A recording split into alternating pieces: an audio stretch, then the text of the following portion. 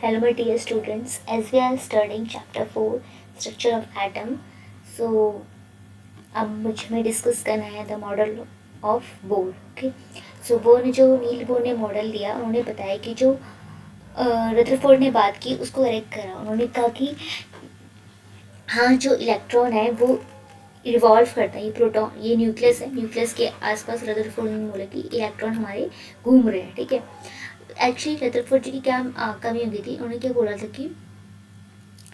कि जो ये हमारा न्यूक्लियस है, इसमें हमारे इलेक्ट्रॉन घूम रहे हैं.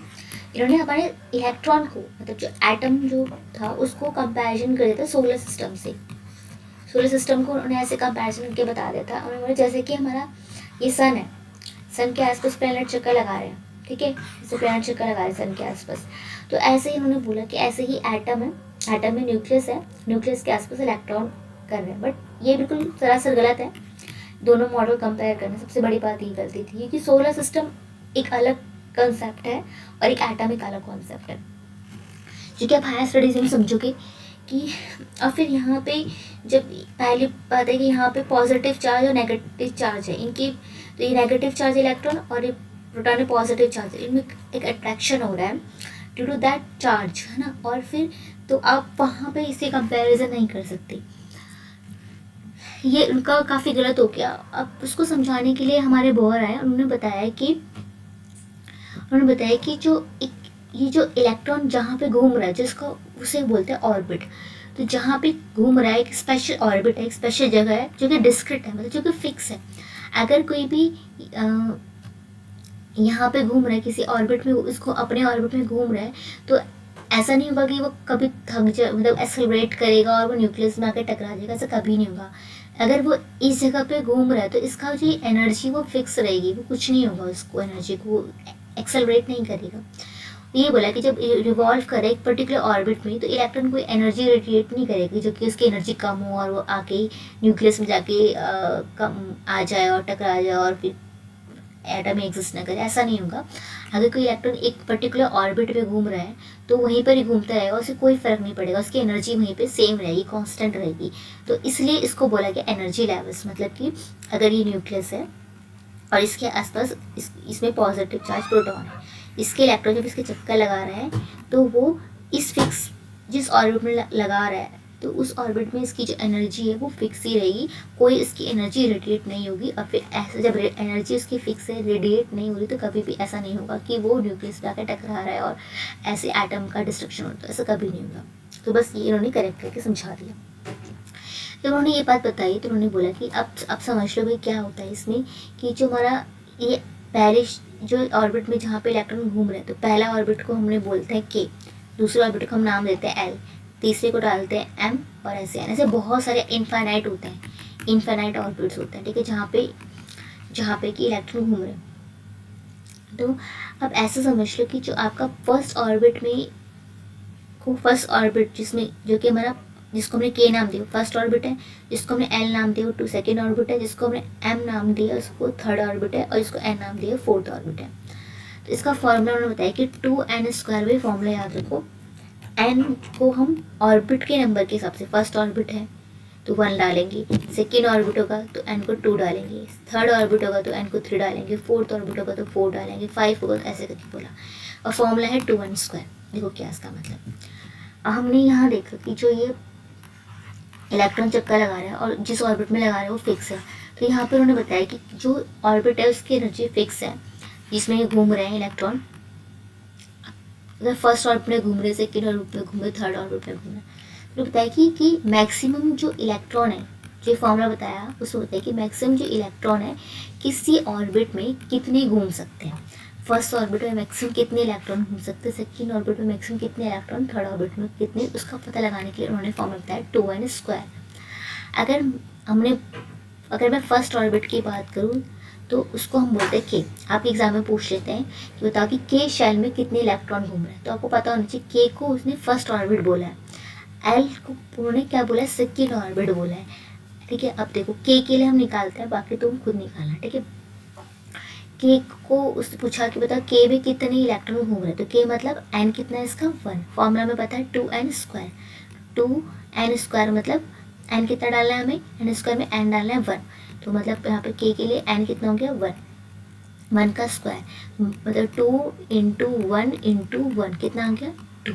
तो पहली वाली शेल में सिर्फ कितने इलेक्ट्रॉन होंगे, सिर्फ 2 इलेक्ट्रॉन घूम सकते हैं, उससे ज़्यादा इलेक्ट्रॉन पहली वाली शेल ऑर्बिट में नहीं घूम सकते। ठीक है, पहली वाली ऑर्बिट में मैक्सिमम 2 इलेक्ट्रॉन ही घूम सकते हैं। ठीक है, शेल बोलो या ऑर्बिट बोलो बात एक ही है। ठीक है, कभी भी शेल बोल दे रही तो कन्फ्यूजन मत होना है कि दोनों मतलब एक ही है। अब हम लोग हमसे पूछेंगे कि एल में बताओ कितने इलेक्ट्रॉन घूम रहे हैं। एल मतलब कि कितना नंबर है इसका 2, के का फर्न है तो एल का 2 है, एल का 2 फॉर्मूला है 2n स्क्वायर। मैक्सिमम कितने इलेक्ट्रॉन घूम सकते हैं, एन को कितना है 2, 2 का स्क्वायर मतलब 2 इंटू 2 इंटू 2 मैक्सिमम 8 इलेक्ट्रॉन आपको दूसरी ऑर्बिट दिखेंगे। तो मतलब कि पहली वाली में 2 इलेक्ट्रॉन घूम सकते हैं, दूसरी वाले में मैक्सिमम कितने हो सकते हैं 1 2 3 4 5 6 7 8। अब इससे 9 नहीं बना सकती मैं, क्योंकि मैक्सिमम इसमें 8 ही घूम सकते, ज़्यादा नहीं घूम सकते। ठीक है, तो एक बार हम इसे कैलकुलेट कर लेते हैं हर एक ऑर्बिट का। यहाँ पे एक बार यहाँ देख लो, के को हमने क्या बोला फर्स्ट ऑर्बिट, एल को बोला सेकेंड ऑर्बिट, इधर हमें पूछते हैं नाम से पूछते हैं, एम को बोला थर्ड ऑर्बिट और एन को बोला फोर्थ ऑर्बिट। और ये फोर्थ और ये ऑर्बिट क्या है, एनर्जी शेल्स है। ठीक है, तो ये इसमें बताया इन्होंने N is 2n square formula दिया, जिसमें उन्होंने बोला कि के को अगर हम फर्स्ट ऑर्बिट मानते हैं तो हम 1 एन स्क्वायर वाले में एन की वैल्यू 1 डालेंगे और हमने निकाला कि 2 इलेक्ट्रॉन आ रहे हैं। ठीक है, और मैक्सिमम जो इलेक्ट्रॉन है आउटरमोस्ट ऑर्बिट में 8 हो सकते हैं, और electrons are not accommodated in a given unless the inner shell are completely filled. जब तक कि आप शुरुआत की सेल फिल नहीं करोगे तब तक आप बाहर नहीं जाओगे। जैसे कि अभी मैं समझाती हूँ यहाँ पे, अब इसको एक बार समझ लें, इंपॉर्टेंट है। ठीक है, बोर्ड के मॉडल से क्वेश्चन आता है, ठीक है हमेशा। अब देखो हमने यहाँ देखा कि K shell, L shell, M shell, N shell ये पूछा है, और बताओ कि इनमें मैक्सिमम कितने इलेक्ट्रॉन हो सकते हैं, मैक्सिमम इलेक्ट्रॉन। ठीक है, कितने हो सकते हैं, के मतलब N is equal to 1, L मतलब एन इज इक्वल टू 2, किसी एक सेल का पूछ सकते हैं। ठीक है, 2 मार्क्स में आएगा या फिर 1 मार्क्स में आएगा, एन इज इक्वल टू 3 और एन इज इक्वल टू 4। ये अब मैक्सिमम इलेक्ट्रॉन निकालने का फॉर्मूला 2n स्क्वायर, ये फॉर्मूला है। के में के के लिए 2, एन मतलब 1 का स्क्वायर। ठीक है, तो मतलब 2 इंटू जिसका स्क्वायर होता है उसको 2 पर मल्टीप्लाई करते हैं, तो इसका आगे 2 इलेक्ट्रॉन, पहले शेल में 2 इलेक्ट्रॉन से ज़्यादा इलेक्ट्रॉन नहीं मिलेंगे हमें। दूसरी शेल में 2 एन स्क्वायर, 2 का स्क्वायर, दूसरी सेल में हमें 2 इंटू 2 इंटू 2 में 8 इलेक्ट्रॉन से ज़्यादा इलेक्ट्रॉन नहीं मिल सकते। ठीक है, तीसरे ऑर्बिट में अगर हम जाएंगे, शेल में जाएंगे ऑर्बिट बोलो, तो उसमें हमें 3 का स्क्वायर मतलब 2 इंटू 3 का स्क्वायर, 3 2 बार मल्टीप्लाई होगा ना। ठीक है, स्क्वायर वाले 2 बार लिखते हैं, तो कितना आ गया, कितना आ गया तो 18। ठीक है, 18 इलेक्ट्रॉन मिल सकते हैं। 4 वाले में कितना बोला 4 का स्क्वायर, तो इसने बोला कि 2 इंटू 4 इंटू 4 कितना आ गया 32 इलेक्ट्रॉन। ये तो हमें बता दें कि कितना, अगर हम पहले में जाएंगे तो हमें 2 मिलेंगे, दूसरे में मैक्सिमम हमें कितने मिलेंगे 8। ठीक है, तो ऐसे ऐसे 18 और 32, और जब तक और फिल ऐसे होंगे, अगर 10 लोग हैं तो पहले ये फिल होगा, 2 लोग यहाँ अंदर जाएंगे, फिर 8 लोग बाकी बाहर जाएंगे फिल होने के लिए। ठीक है, जैसे कि मैं कहूँगी कि चलो आपको फिल करके दिखाओ, और मैंने बोला कि चलो बताओ कि यहाँ पे 7 इलेक्ट्रॉन है, इसे फिल करके दिखाओ, तो आप बोलोगे मैम के एल ये होता है ना, के में मैक्सिमम 2 आते हैं, तो और एल में कितने बाकी कितने बचे 7, तो एल में कितने आते हैं 8, तो 7 मैक्सिमम 8 आते हैं, 7 तो आ सकता है ना। ठीक है, फिर मैंने बोला बताओ कि अगर मुझे 10 भरना है तो कितनी तो कौन सा भरेंगे, आप बोलेंगे हम के एल, के में कितने आते हैं मैक्सिमम 2, क्योंकि 2 आ गए, एल में कितने आते हैं 8 आते हैं, तो 8 आ गया 10 हो गया। ठीक है, अगर फिर मैंने बोला बताओ 11 इलेक्ट्रॉन को फिल करो, तो बोला कि मैम के में आते हैं 2 और एल में आते हैं 8, उससे ज़्यादा मैं एल में नहीं लिख सकता, तो आप एम में आ जाओगे, एम में कितने आएंगे 1। आगे समझ में, नंबर 3 इलेक्ट्रॉन को फिल करके दिखाता हूँ, बोलते हैं के में आते हैं 2 से ज़्यादा के में नहीं आते, बताया था ना मैंने। तो एल में कितने आएंगे, फिर बाकी बचा एल में आएगा। मैं बताता हूँ 14 इलेक्ट्रॉन को फिल करो, तो बोला कि हम के एल एम, के में आएंगे 2, एल में आएंगे 8, देन 8 से ज़्यादा नहीं आ सकते, बाकी बच्चे M में आएंगे 4। तो इस तरीके से आप फिल करके बताओगे। तो यहाँ पे ये चीज़ समझाया, और इसमें ये बोला है कि जो इलेक्ट्रॉन्स है, जब तक मैक्सिमम कोई भी इलेक्ट्रॉन्स है जो कि हम आउटर मोस्ट में फिल कर सकते हैं, वो 8 से ज़्यादा फिल नहीं कर सकते। ये जनरल रूल है जो आके थोड़ा आपको आ गया, जाके कर आएगा, समझ में आएगा। तो ये हम पढ़ेंगे। और इसमें ना अब जैसे कि हमने 3 मॉडल डिस्कस कर लिए, तो इनके बीच में डिफरेंस क्या है, थॉमसन के मॉडल के बीच में, रदरफोर्ड के मॉडल के बीच में, बोर के मॉडल के बीच में। तो थॉमसन ने बोला कि जो हमारा पूरा स्फेयर है वो पॉजिटिव चार्ज है, ये पूरा स्फेयर पॉजिटिव है, और इलेक्ट्रॉन जो इसके अंदर है वो भी एम्बेडेड है। तो इलेक्ट्रॉन, ठीक है, तो स्फेयर को पूरा पॉजिटिव बोला, जो कि था नहीं, बल्कि पॉजिटिव तो बहुत छोटा पोर्शन है, सिर्फ इतना सा पोर्शन है, जो कि रदरफोर्ड ने सही बताया। बोर ने तो पूरा पॉजिटिव बोल दिया ना, तो गलत बोला था, लेकिन वही हमने इनको पढ़ना है क्योंकि स्टार्टिंग इनिशियली यहाँ से हुआ है। तो स्फेयर उन्होंने बोला कि पॉजिटिव चार्ज है, इलेक्ट्रॉन बोला कि स्प्रेड है रैंडमली, ठीक है, उसमें। और फिर जितनी पॉजिटिव मॉडल का हमने का मॉडल बना दिया, बट इंपॉर्टेंट डिफरेंस आ जाता है, ठीक है। पॉजिटिव चार्ज कितनी है, नेगेटिव चार्ज कितनी है, इक्वल होंगे। अगर पॉजिटिव 10 है तो नेगेटिव भी 10 होंगे, तो क्योंकि ओवरऑल एटम क्या होना चाहिए, न्यूट्रल। ये पॉजिटिव चार्ज और नेगेटिव चार्ज दोनों कैंसिल जाएंगे तो न्यूट्रल हो जाएगा ना। एटम जो है वो क्या है, इलेक्ट्रिकली न्यूट्रल है, ये बात उन्होंने बताई थॉमसन ने। रदरफोर्ड ने बताया कि जो स्फेयर है वो पॉजिटिव चार्ज नहीं, मतलब में जो है वो उसका सिर्फ सेंटर में और कहीं पर नहीं है, उस सेंटर को बोला न्यूक्लियस। और इलेक्ट्रॉन चक्कर लगाते हैं, ये बताया। और उन्होंने अल्फा पार्टिकल का एक्सपेरिमेंट किया था, उन्होंने उसमें देखा था कि इस तरीके से स्कैटरिंग हुई थी।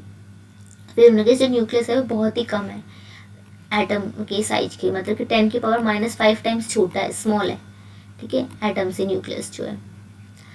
फिर बोर उन्होंने बोला कि ठीक है, सारी चीज़ जो रदरफोर्ड थी वो ठीक थी, जो करेक्ट किया उन्होंने कि जो पॉजिटिव चार्ज सेंटर पे, ये बोला इलेक्ट्रॉन्स घूम रहे हैं, ये बोला। और लेकिन इलेक्ट्रॉन्स घूम रहे डिस्क्रिट ऑर्बिट, डिस्क्रिट मतलब जो फिक्स है, अलग अलग है और फिक्स है।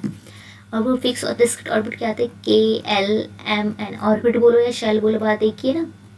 तो ये जो घूम रहे हैं ये डिस्क्रिट ऑर्बिट में घूम रहे हैं, और इसको निकालने का कि जो ऑर्बिट है उसका नाम क्या है, KLMN, और बहुत सारे भी है।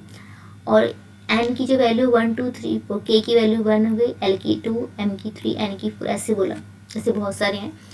तो फिर उन्होंने बोला कि ठीक है, लेकिन इसे मैक्सिमम इलेक्ट्रॉन निकालने का फॉर्मूला क्या बताया, 2n² बताया, जो कि ऑर्बिट में घूम रहे होंगे, ठीक है। ये सब है। अब आपको क्या करना है, नेक्स्ट क्लास के लिए होमवर्क प्रिपेयर करना है आपको एटम्स, तभी आपको अगली क्लास समझ में आएगी। एटम और उनके एटॉमिक नंबर वो याद करके आना है, ठीक है। ये होमवर्क है आपका, जब तक आप ये नहीं करोगे आपको समझ नहीं आएगा। फिर अब बहुत ज़्यादा ज़रूरी है कि आपको ये याद करके रखना है। एटम जो है ये मैं एक बार पढ़ लेती हूँ। हाइड्रोजन है तो आपको ना ऐसे याद रखना है कि hydrogen, helium, lithium, beryllium, boron, carbon, nitrogen, oxygen, fluorine, neon, sodium, magnesium, aluminium, silicon, phosphorus, sulphur, chlorine, argon, ऐसे ही याद रखना है। ऑर्डर यही याद रखना है कि ऐसा है, इसका एटॉमिक, हाइड्रोजन का एटॉमिक नंबर 1 है तो हमेशा हाइड्रोजन का 1 ही रहेगा। नाइट्रोजन का कितना है, 7। नियॉन का कितना है, 10, तो नियॉन 10वें नंबर पे ही रहेगा। सिलिकॉन का 14, तो 14 नंबर ही फिक्स है। तो आपको ऐसे पोएम की तरह याद करना है, hydrogen, helium, lithium, beryllium, boron, carbon, nitrogen, oxygen, fluorine, neon, sodium, magnesium, aluminium, silicon, phosphorus, sulphur, chlorine, argon, ऐसे आपको याद करना है। और इनके सिंबल है, हाइड्रोजन को ऐसे H से दिखाते हैं, हीलियम को HE से, Li, ये सारे इनके सिंबल्स हैं, ठीक है। ठीक है, इतना बड़ा बड़ा हम नहीं लिखेंगे तो हम शॉर्ट में ऐसा लिखेंगे, ठीक है। तो आपको अप टू 18 याद कर लो या 20 याद कर लो, ये आपका होमवर्क है, आपको इतना आपको लर्न करके आना है, ठीक है। That's all for today, thank you so much.